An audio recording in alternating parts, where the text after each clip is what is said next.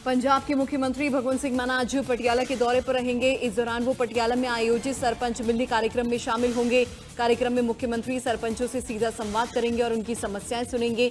उनके साथ कैबिनेट मंत्री डॉक्टर बलबीर सिंह भी मौजूद रहेंगे। इसके बाद मुख्यमंत्री समाना पहुंचेंगे। वहां वो अत्याधुनिक स्पोर्ट्स स्टेडियम का शिलान्यास करेंगे। इस स्टेडियम से क्षेत्र के खिलाड़ियों को बेहतर सुविधाएं मिलेंगी। शाम 6 बजे मुख्यमंत्री समाना में लोक मिलनी कार्यक्रम में हिस्सा लेंगे। इस दौरान वो आम लोगों से रूबरू होंगे और उनकी समस्याएं सुनेंगे।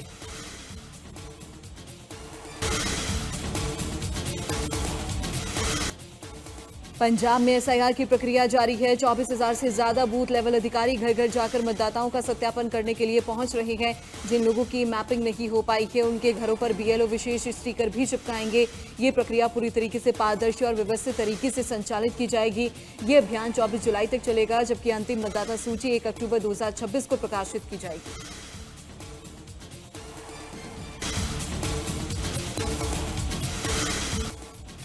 भटिंडा के भुच्चो मंडी स्थित एक ट्रेनिंग अकेडमी का सीसीटीवी वीडियो सोशल मीडिया पर वायरल हो रहा है, जिसमें अकेडमी संचालक कथित तौर पर फगवाड़ा निवासी प्रदीप की डंडे से बेरहमी से पिटाई करता नजर आ रहा है।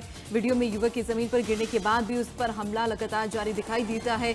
घटना में युवक के गंभीर रूप से घायल होने की बात भी कही जा रही है। वीडियो वायरल होने के बाद लोगों में भारी नाराजगी है और दोषियों के खिलाफ सख्त कानूनी कार्रवाई की मांग तेज हो गई है।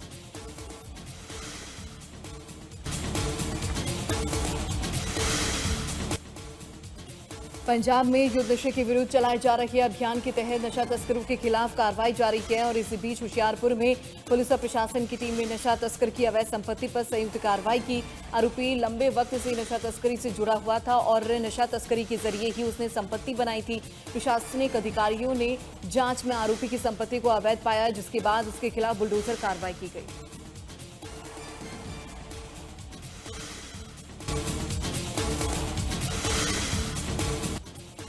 साइबर वित्तीय धोखाधड़ी के बढ़ते मामलों पर रोक लगाने के लिए हरियाणा पुलिस ने नई पहल के तहत E0 FIR सुविधा शुरू की है। नई व्यवस्था के तहत हेल्पलाइन 1930 पर दर्ज 1 लाख रुपए या फिर उससे अधिक की साइबर वित्तीय धोखाधड़ी की शिकायतों को खुद E0 FIR में भेज दिया जाएगा। नई प्रणाली के तहत शिकायत दर्ज होती ही उससे जुड़े क्षेत्राधिकार वाले साइबर पुलिस स्टेशन को भेज दिया जाएगा। इसके बाद जांच अधिकारी पीड़ित से संपर्क कर आवश्यक जानकारी और औपचारिकताएं पूरी करेगा और 0 FIR को नियमित FIR में बदलकर जांच शुरू कर देगा।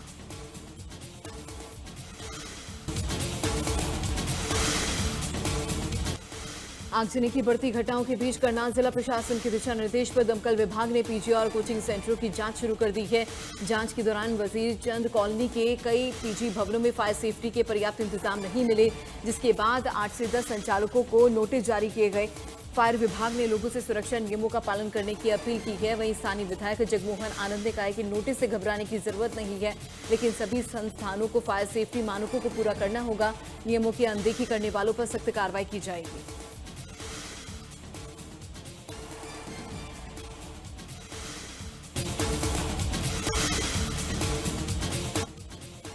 करनाल के सेक्टर 32 से 33 थाना क्षेत्र में नशे के आदी आरोपी ने अपने भाई को पैसे देने से मना करने पर मौत के घाट उतार दिया। मामले में कार्रवाई करते हुए पुलिस ने आरोपी को कुछ ही घंटों में गिरफ्तार कर लिया। फिलहाल पुलिस आरोपी से पूछताछ में जुटी है।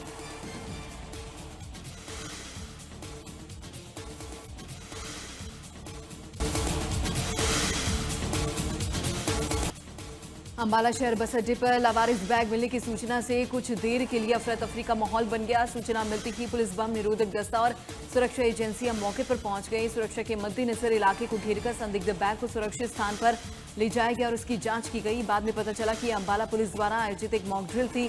थाना प्रभारी सुनीता ढाका ने बताया कि इस अभ्यास का उद्देश्य पुलिस और सुरक्षा एजेंसियों की तैयारियों को परखना और किसी भी आपात स्थिति में बेहतर समन्वय और त्वरित कार्रवाई सुनिश्चित करना है।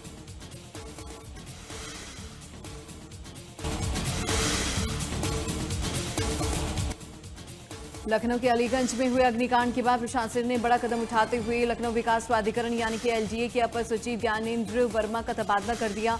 उन्हें तत्काल प्रभाव से कानपुर विकास प्राधिकरण में नई तैनाती दी गई है और तुरंत कार्यभार ग्रहण करने के दिशा निर्देश जारी किए। आवास एवं शहरी नियोजन विभाग द्वारा जारी आदेश पर विशेष सचिव मनोज कुमार के डिजिटल हस्ताक्षर मौजूद हैं।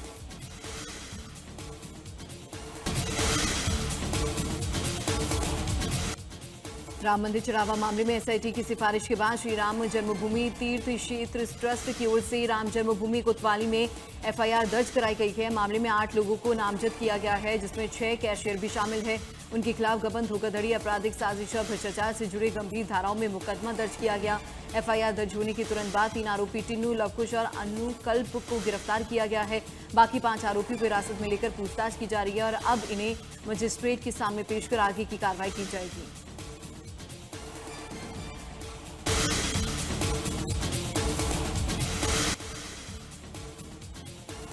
उत्तर प्रदेश बीजेपी के नवनियुक्त पदाधिकारियों की आज पहली बैठक होगी। शाम 4 बजे होने वाली इस बैठक की अध्यक्षता राजधानी लखनऊ में प्रदेश अध्यक्ष पंकज चौधरी करेंगे।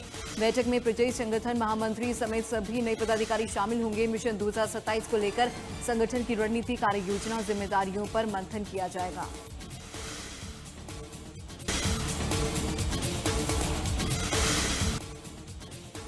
दिल्ली के संगम विहार इलाके में गुरुवार की रात घरेलू विवाद में पति ने गोली मारकर पत्नी की हत्या कर दी। वारदात के बाद आरोपी पति मौके से फरार हो गया।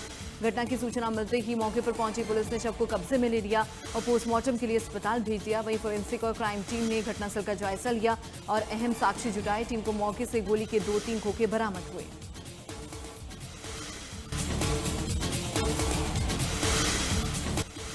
केंद्रीय कृषि मंत्री शिवराज सिंह चौहान उत्तराखंड के दौरे पर हैं। उधम सिंह नगर स्थित पंतनगर कृषि एवं प्रौद्योगिकी विश्वविद्यालय में केंद्रीय कृषि मंत्री शिवराज सिंह चौहान ने छात्रों के साथ धान की रोपाई की और उनसे संवाद किया। केंद्रीय मंत्री खेत बचाओ अभियान कार्यक्रम में भी शामिल होंगे, जिसके लिए सभी तैयारियां पूरी कर ली गई हैं।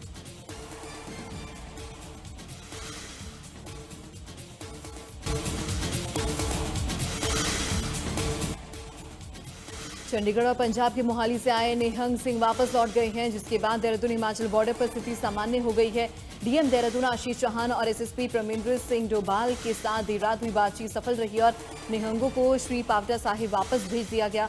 इससे पहले कुछ निहंगों ने बॉर्डर पर बैरिकेडिंग तोड़कर देहरादून में प्रवेश किया और तलवारें लहराते हुए आगे बढ़े। इस दौरान उन्होंने पुलिस के 2 डंपरों को भी तोड़फोड़ की। बाद में उन्हें रेसकोर्स गुरुद्वारे में डिटेन किया गया, जहां बातचीत के बाद मामला शांत हुआ और अब क्षेत्र में शांति बनी हुई है।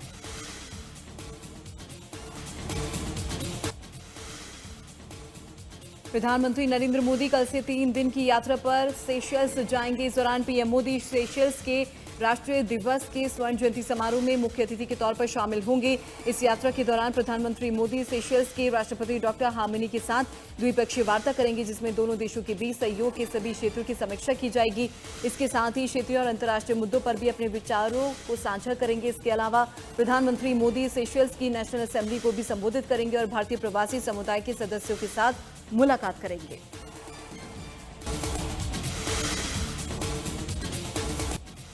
गृहमंत्री अमित शाह आज नई दिल्ली में नाको कोऑर्डिनेशन सेंटर की 10वीं उच्च स्तरीय बैठक की अध्यक्षता करेंगे। इसमें केंद्र और राज्य सरकारों के अधिकारों और मादक पदार्थों की तस्करी रोकने वाली कई एजेंसियों के प्रतिनिधि शामिल होंगे। बैठक में देश में नशे की तस्करी और नशे के बढ़ते इस्तेमाल को रोकने के लिए किए जा रहे कामों की समीक्षा होगी। साथ ही अलग अलग एजेंसियों के बीच बेहतर तालमेल बनाने पर भी चर्चा होगी। इस मौके पर अमित शाह वर्ष 2026 से 2029 के लिए मादक पदार्थ नियंत्रण का विजन डॉक्यूमेंट भी जारी करेंगे।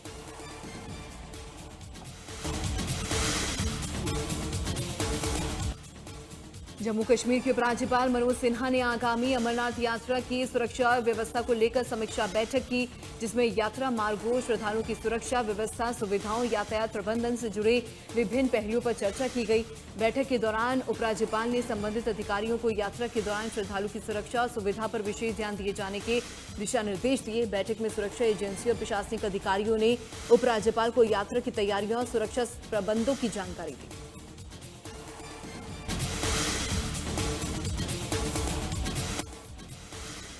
भारत में पासपोर्ट बनवाना 1 जुलाई से महंगा हो जाएगा। विदेश मंत्रालय ने पासपोर्ट नियमों में बदलाव करते हुए अलग अलग कैटेगरीज में फीस बढ़ा दी है। मंत्रालय ने पासपोर्ट रूल्स 1980 में संशोधन के बाद नई दरों को लेकर गजट नोटिफिकेशन जारी किया है। ये बढ़ोतरी 14 साल बाद की गई है। इससे पहले 2012 में फीस में बदलाव हुआ था। सरकार के नोटिफिकेशन के मुताबिक अब आवेदकों को नॉर्मल कैटेगरी में पासपोर्ट बनवाने के लिए 1000 रुपये ज्यादा देने होंगे। 36 पन्नों की नॉर्मल कैटेगरी पासपोर्ट की फीस 1500 से बढ़कर 2500 रुपये हो गई है। तत्काल सेवा या कैटेगरी की फीस जो पहले 3500 रुपये हुआ करती थी, अब 5000 रुपये कर दी गई है।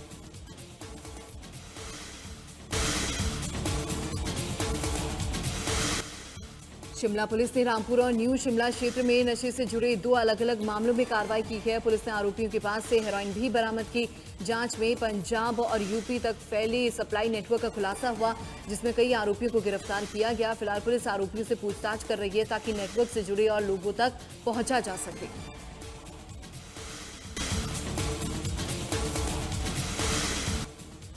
स्ट्रेट ऑफ होर्मुज़ से गुजर रहे ताइवान की कंपनी के एक मालवाहक जहाज पर गुरुवार को संदिग्ध हमला हुआ है। इस हमले में जहाज का कंट्रोल रूम तबाह हो गया। हालांकि अभी तक किसी की जान जाने की कोई जानकारी नहीं मिली है। हमले के बाद कई जहाजों ने होर्मुज़ की तरफ यूटर्न ले लिया। ओमान के समुद्री क्षेत्र से जहाजों को निकलने में मदद कर रहे संयुक्त राष्ट्र के IMO ने तत्काल प्रभाव से इस काम पर रोक लगा दी है।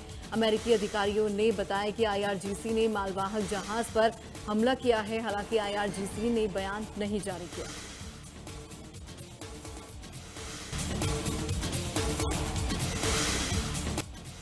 दक्षिण अमेरिकी देश वेनेजुएला में आए 2 भूकंप में अब तक 235 लोगों की मौत हो चुकी है, जबकि 4,300 से ज्यादा लोग घायल बताए जा रहे हैं। दरअसल वेनेजुएला में 25 जून को साल 1821 में काराबोबो युद्ध की याद में राष्ट्रीय अवकाश था और इसलिए ज्यादातर लोग घरों में थे। इससे मलबे में दबने वालों की संख्या ज्यादा होने की आशंका है। सरकार ने देर रात बताया कि 39,000 से ज्यादा लोग लापता हैं। भूकंप की भयावहता की असल तस्वीर भी आना भी बाकी है। अमेरिकी जियोलॉजिकल सर्वे के मुताबिक भूकंप से 10,000 से ज्यादा लोग मारे जाने की 44% आशंका है। इस आपदा से वेनेजुएला की अर्थव्यवस्था को 9.5% लाख करोड़ रुपए के नुकसान हो सकता है। कार्यवाहक राष्ट्रपति डेल्सी रॉड्रिग्स ने आपातकाल लगा दिया है। इधर प्रधानमंत्री नरेंद्र मोदी ने रॉड्रिग्स से बात कर मदद की पेशकश की है।